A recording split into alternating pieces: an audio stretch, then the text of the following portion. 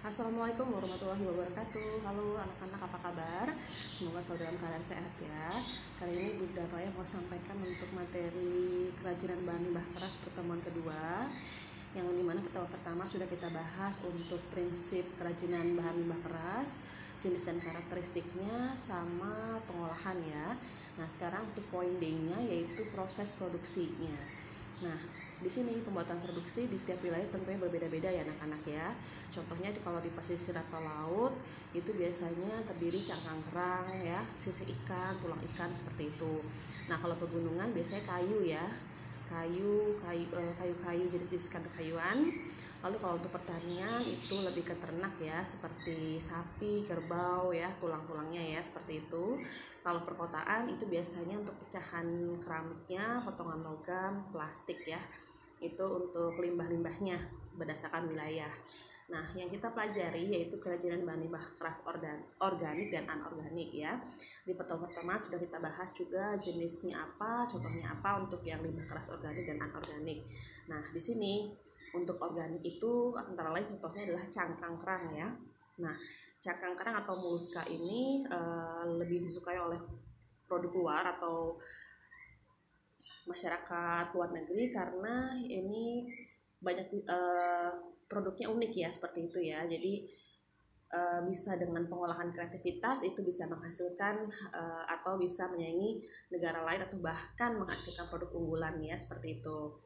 Nah, kalau dari cangkang kerang ini untuk proses produksinya itu biasa ya, dari cangkang kerangnya otomatis, lalu bahannya ada isi lem atau lem ya, kemudian perak manik-maniknya. Nah, sebelum Bunda lanjutkan pertemuan kedua ini, Bunda ingin menyampaikan tugas praktek ya.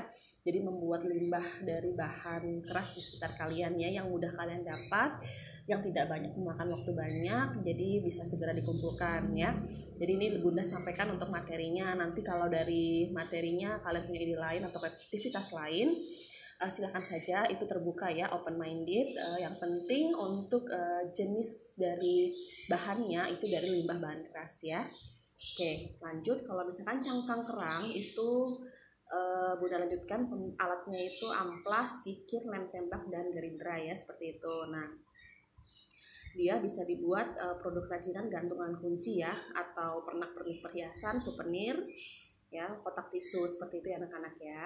Nah, kalau dari cangkang kerang itu beri lem untuk merekatkan cangkang kerang, lalu tempelkan kerang satu persatu ya. Jadi bisa dibuat seperti ini ya. Nah, yang kedua, kerajinan dari limbah sisik ikan. Nah, sisik ikan itu bisa ditemukan di sekitar kita juga ya. Nah, cara-caranya ini ada 7 item. Anak-anak bisa baca di sini ya. Direndam dulu selama 2 jam dengan air deterjen, dibilas dengan air bersih sebanyak 3 kali hingga benar-benar bersih ya dari deterjennya. Terus rendam lagi dengan air jeruk nipis selama 2 jam agar bau hamisnya hilang.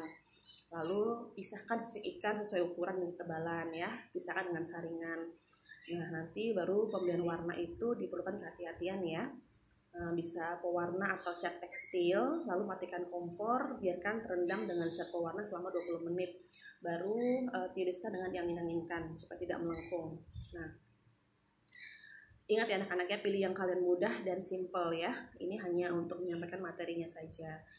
Oke, ya ada peniti, ada juga pewarna natrium benzoat ya, seperti kawat anting-anting seperti itu.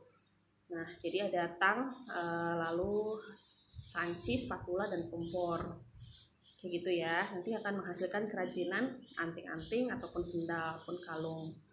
Ya, contohnya kayak gini nih, diwarnain dulu, terus beri lem, lalu tempelkan satu persatu sama kayak cangkang tadi ya. Nah, jadi menjadi bunga sisik ikan ya.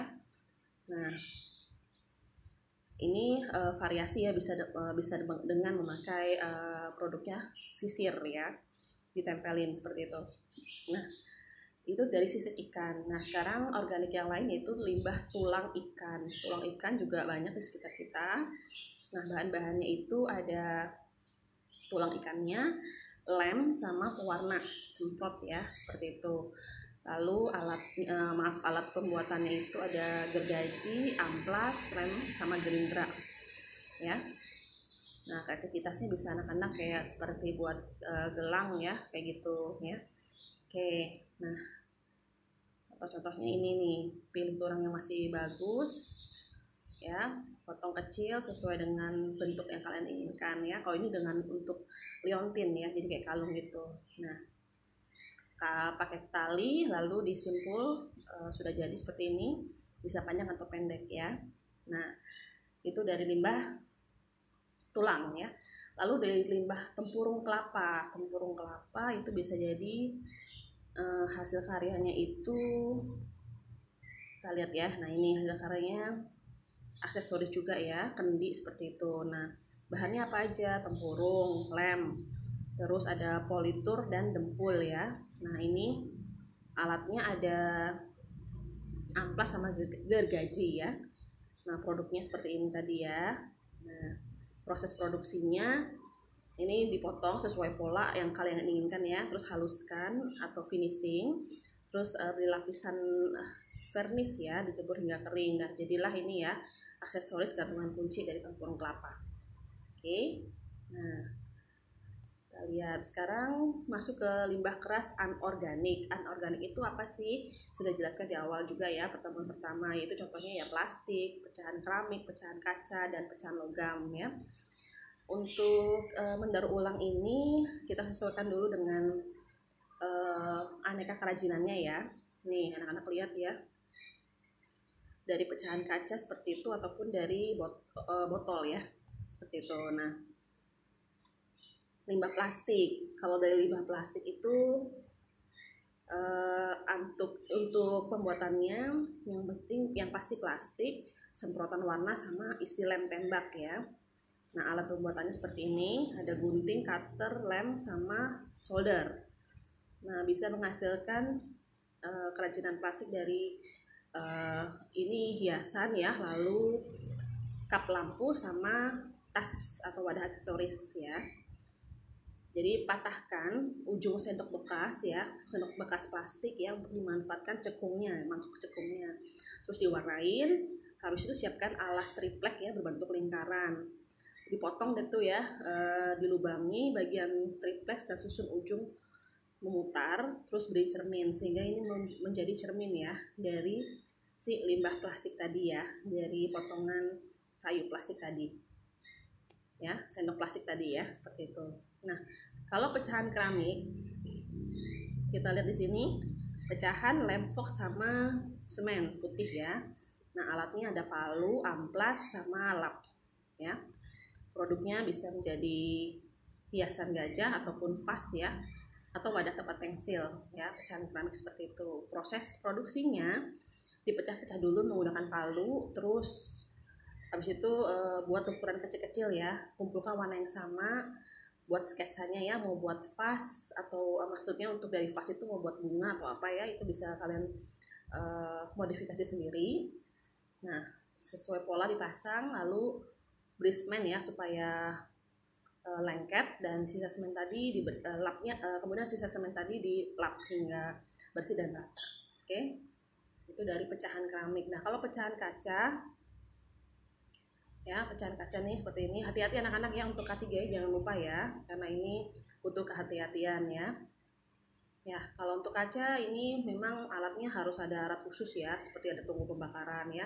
Jadi kalian boleh pilih mana yang lebih simple. Oke, jadinya kalau dari limbah kaca itu vas sama aksesoris ya. Nah, masuk ke kemasan ya. Ke kemasan itu lebih ke mempercantik dari si kerajinan yang sudah kalian buat tadi ya. Nah, ini bisa buat box ya, ataupun buat seperti goodie bags ya, seperti itu ya. Kalian bisa variasikan ya, ide dan kreatif kalian dibutuhkan di sini. Nah, kalau sesuai materi ini dia ada contohnya ya. Nah, contohnya itu apa saja ya, coba kita lihat.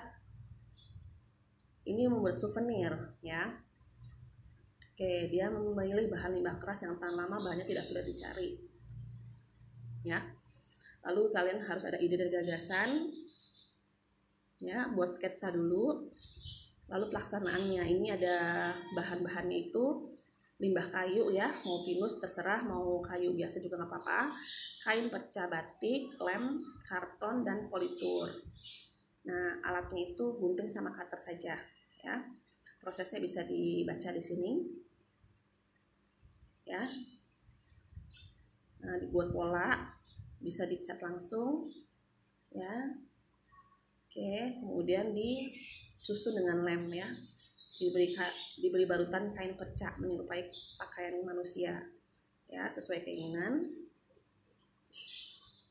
Terus ini alas mininya ya, dibuat dari kayu pinus juga. Diberi alas triplek ya. Terus dipasang. Nah, lalu digunakan lem ya. Jadi seperti ini anak-anak. Oke ya, itu salah satu contoh saja untuk souvenir. Nah, hasilnya ini sudah kita sampaikan selesai untuk yang bab kedua, pertemuan kedua. Jadi kalian bisa baca untuk rangkumannya hari ini ya.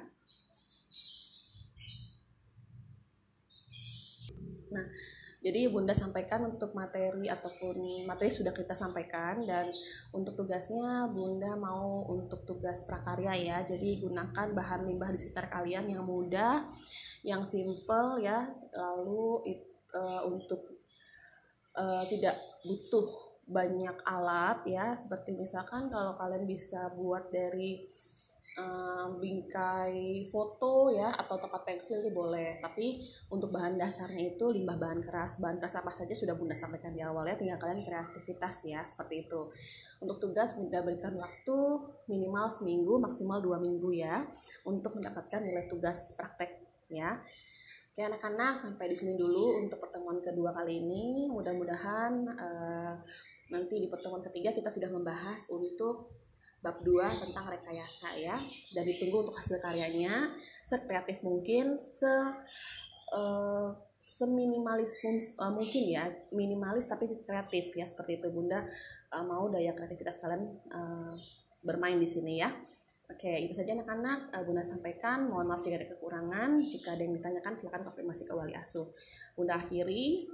Salam sehat selalu dari sini. Tetap semangat walaupun daring. Assalamualaikum warahmatullahi wabarakatuh. Waalaikumsalam warahmatullahi wabarakatuh.